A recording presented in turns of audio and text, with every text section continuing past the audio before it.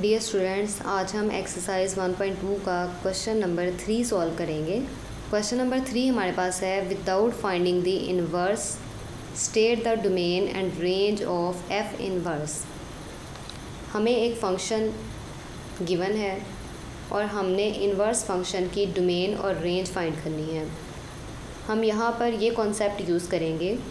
हमारे पास एक function f है, अगर हम उसकी डोमेन फाइंड करते हैं तो फंक्शन f की जो डोमेन होगी वो उसके इन्वर्स फंक्शन की रेंज होगी। अगर हम फंक्शन f की रेंज फाइंड करते हैं तो रेंज जो हमारे पास होगी वो इन्वर्स फंक्शन की डोमेन बन जाएगी।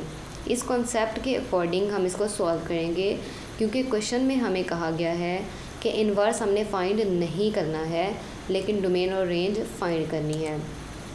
वन पार्ट हमारे पास f ऑफ x हमें गिवन है which is equal to x plus 2 square root. अब हम अपने फंक्शन f ऑफ x की डोमेन भी फाइंड करेंगे और रेंज भी फाइंड करेंगे। इसके बाद फंक्शन f की जो डोमेन होगी वो इन्वर्स फंक्शन की रेंज बन जाएगी और फंक्शन f की जो रेंज होगी वो इन्वर्स फंक्शन की डोमेन बन जाएगी। x प्लस 2 इक्वल आ जाएगा 0 के। अगर हम यहाँ से x की वैल्यू फाइंड करते हैं तो वो है -2। अब -2 जब हम पुट करेंगे या उससे बड़ा कोई भी नंबर पुट करेंगे तो हमारा फंक्शन हो जाएगा अनडिफाइंड। तो इसका मतलब है कि हम डोमेन में -2 और उससे बड़े नंबर जो हैं वो पुट नहीं कर सकते, क्योंकि हमारा फंक्शन अनडिफाइंड हो जाता है। लेकिन हम पॉजिटिव इन्फिनिट तक -2 से पॉजिटिव इन्फिनिट तक कोई भी नंबर इसमें पुट कर सकते हैं, हमारा फंक्शन डिफाइंड होगा। तो डोमेन हमारे पास आ गई -2 टू प्लस इन्फिनिट। अब रेंज हमारे पास स्क्वायर रूट वाले फंक्शंस के लिए पॉजिटिव रियल नंबर्स होते हैं। इसके बाद हम डोमेन को रेंज बना देंगे इन्वर्स फंक्शन की और रेंज को इन्वर्स फंक्शन की डोमेन बना देंगे। डोमेन हमारे पास आ गई 0 टू प्लस इन्फिनिट और रेंज हमारे पास फंक्शन f की डोमेन आ गई। सेकेंड पार्ट हमें गिवन है f ऑफ x इक्वल है 1 divided by x plus 3 x not equal to -3। x not equal to -3 का मतलब है कि x की वैल्यू जब -3 होगी तो हमारा फंक्शन हो जाएगा अनडिफाइंड। अगर हम x की जगह पे -3 पुट करते हैं, -3 प्लस 3 0 हो जाएगा। समथिंग डिवाइडेड बाई 0 इक्वल होता है इन्फिनिट के, हमारा फंक्शन अनडिफाइंड हो जाएगा। इस वजह से हम x की वैल्यू -3 पुट नहीं कर सकते। x की वैल्यू -3 के अलावा बाकी कोई भी हम वैल्यू पुट करें हमारा फंक्शन अनडिफाइंड नहीं होगा।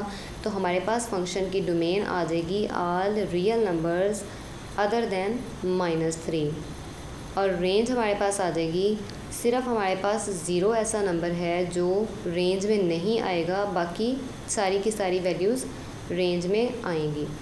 सारे रियल नंबर्स हमारे पास होंगे, सिर्फ 0 नहीं होगा। अब हम सेम वही फॉर्मूला यूज़ करेंगे। डोमेन ऑफ फंक्शन f को इक्वल लिख देंगे रेंज ऑफ इन्वर्स फंक्शन और रेंज को इक्वल लिख देंगे domain of inverse function. Next question number 3 का थर्ड पार्ट हमारे पास है f ऑफ x इक्वल है x-1 divided by x-4 x not equal to +4। अब हम x-4 को अगर इक्वल टू 0 लिखते हैं तो x की वैल्यू हमारे पास आती है 4। इसका मतलब है कि हमारा फंक्शन एट पॉइंट 4 अनडिफाइंड होगा। जब हम 4 पुट करते हैं हमारे फंक्शन के अंदर 4 - 4 इक्वल आता है 0 के। समथिंग डिवाइडेड बाई 0 इक्वल आ जाता है इन्फिनिट के, हमारा फंक्शन हो जाएगा अनडिफाइंड एट 4। तो 4 हमारी डोमेन का हिस्सा नहीं होगा। डोमेन हमारे पास आ जाएगी सारे के सारे रियल नंबर्स हम पुट कर सकते हैं, सिर्फ हमारे पास 4 नहीं आएगा। और रेंज में हमारे पास सिर्फ 1 आंसर नहीं आ सकता है, इसके अलावा सारे रियल नंबर्स हमारे पास आंसर में आ सकते हैं। अब हम सेम वही फॉर्मूला के according domain of function f को इक्वल लिख देंगे रेंज ऑफ इन्वर्स फंक्शन और रेंज को इक्वल लिख देंगे डोमेन ऑफ इन्वर्स फंक्शन। इसके बाद हमारे पास फोर्थ पार्ट है f ऑफ x इक्वल है x-5 होल स्क्वायर और हमें एक कंडीशन गिवन है x is greater than equal to 5, x की वैल्यू हमें बताई हुई है 5 है और 5 से बड़े नंबर हैं, 5 से छोटे नंबर नहीं हैं। इसका मतलब क्या है, 5 डोमेन का हिस्सा है और 5 से बड़े जितने भी नंबर्स हैं पॉजिटिव इन्फिनिट तक वो सारे के सारे डोमेन का हिस्सा होंगे, लेकिन 5 से जितने भी छोटे नंबर हैं माइनस इन्फिनिट तक वो सारे के सारे डोमेन का हिस्सा नहीं होंगे। जब हम हमारे फंक्शन के अंदर 5 पुट करते हैं, 5 - 5 इक्वल आ जाता है 0 के। हमारे पास रेंज में 0 आएगा और इसके बाद हमारे पास 0 से प्लस इन्फिनिट तक रेंज बढ़ती जाएगी, लेकिन 0 से छोटे नंबर हमारे पास रेंज में नहीं आएंगे क्योंकि हमारे पास डोमेन में 5 से छोटे नंबर मौजूद नहीं हैं। 0 से प्लस इन्फिनिट हमारे पास रेंज आ गई।